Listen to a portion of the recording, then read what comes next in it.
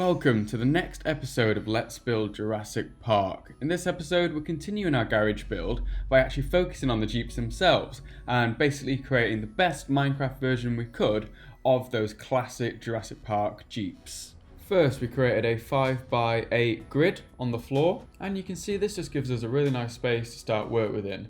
For the wheels we're simply using black wool as the primary piece, and then we're using a simple stone button as a little bit of extra detail on the outside. And then you can see me here working with some trapdoors to create the entire underside of the vehicle. Once I was sort of happy with that looking, you can see how this has kind of progressed nicely. Next it was time to use some stone bricks and some hoppers to create the drivetrain of the car.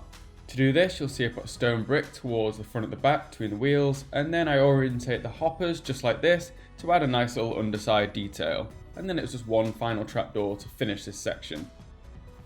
For the second slice, I'm going to start by looking at adding the main body of the Jeep. This is going to be using a mixture of stone brick and nether brick stairs along both sides of the vehicle. These will be orientated in various ways to add some extra depth and detail in places such as the wheel wells and the doors, as you can see here. We'll do the same pattern on the other side. Next, to finish off the frame of the Jeep, we're going to round it off at the back with some stone brick stairs, and then a slab just behind that to lay that down. On the inside, we're going to add a grindstone. This will be angled horizontally to mimic the steering wheel, and then we'll follow this up with a furnace at the front for the engine, with an iron trapdoor placed on the face. To get this angled correctly, we'll pop a lever on the back of the furnace and flip it to become the front grille. Throw some grey carpet over the top to make a bonnet, and then we'll move on to implementing the chair. This can be done really simply by using an unactivated rail on top of the hopper and then putting a minecart on top of it. And now this is ready for James to move on to the final slice. Here you can see we're using some more trapdoors, this time for windows.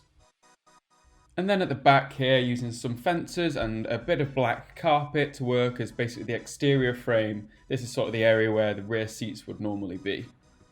Once we were happy with how this was looking, it was time to come back around and remove that guide we created at the start. And then Josh just had one last detail he wanted to add. So with any build, there's always ways to improve it and add some extra details. Like here where I decided to swap out the front slabs with some stairs over the front wheels. This is to close that gap on both sides, so you can't see that lever that we added earlier. And finally, as that tiny extra detail, I added some charcoal to the engine.